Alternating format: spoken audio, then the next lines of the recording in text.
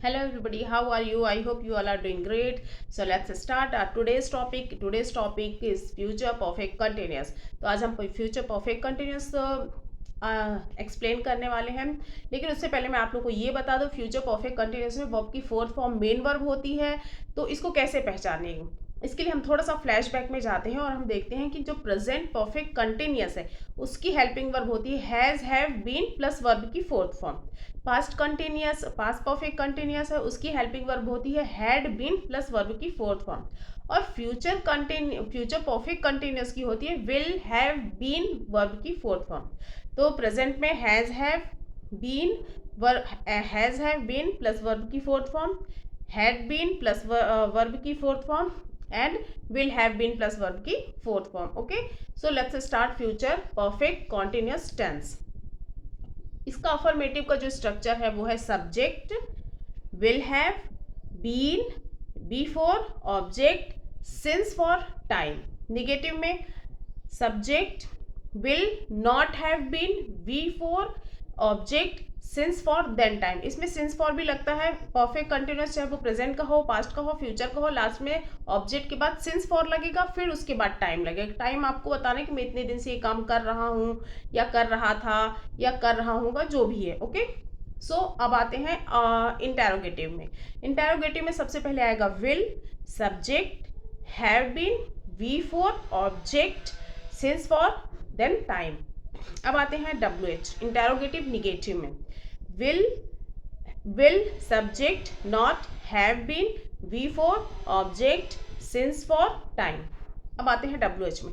W H will, subject, have been, V four object, since for time, question mark.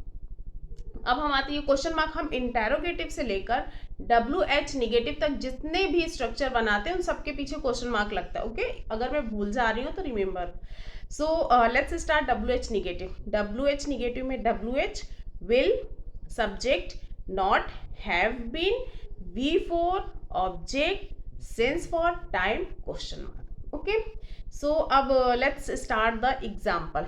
मैंने आपको पहले ही बता दिया है कि इंटेरोगेटिव से लेकर डब्ल्यू एच नॉट तक हम जितने भी स्ट्रक्चर बनाएंगे, मीन्स 1 2 3 4 4 स्ट्रक्चर बनाते हैं, और उन 4 स्ट्रक्चर में सबसे पीछे पीछे क्वेश्चन मार्क लगे, क्योंकि डब्ल्यू एच तो क्वेश्चनिंग वर्ड होते तो उसमें तो क्वेश्चन मार्क लगता ही है। और जो इंटेरोगेटिव और इंटेरोगेटिव निगेटिव होते हैं ये भी क्वेश्चन ही होते हैं, क्योंकि जो इंटेरोगेटिव सेंटेंस होती है उसका मतलब ही होता है क्वेश्चन पूछना। तो क्वेश्चन जब हम पूछ रहे हैं तो उसके पीछे क्वेश्चन मार्क लगाते हैं। और इंटेरोगेटिव सेंटेंस जो है वो हमेशा हेल्पिंग वर्ब से ही बनते हैं, चाहे वो पास्ट के हो, चाहे प्रेजेंट के हो, चाहे फ्यूचर के हो।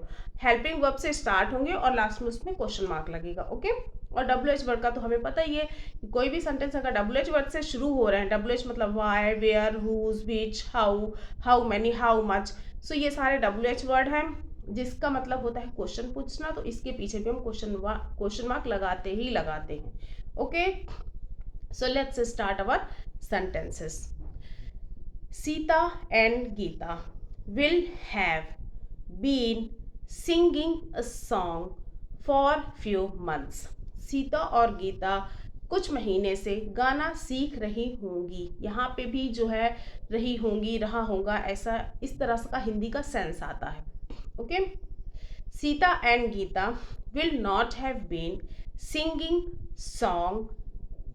Song for last few months. तो कुछ महीनों से वो गाना नहीं सीख रही होंगी। Will Sita and Gita have been singing a song for last few months. क्या सीता और गीता कुछ महीनों से गाना सीख रही होंगी। फिर हम आते हैं इंटेरोगेटिव निगेटिव में। Will Sita and Gita have not been singing a song for last few months. क्या वो कुछ महीनों से गाना नहीं सीख रही होंगी। Then W H word, where will Sita and Gita have been singing a song for last few months. तो सीता और गीता कहाँ कुछ महीनों से कहाँ गाना सीख रही होंगी, मतलब किस जगह पर।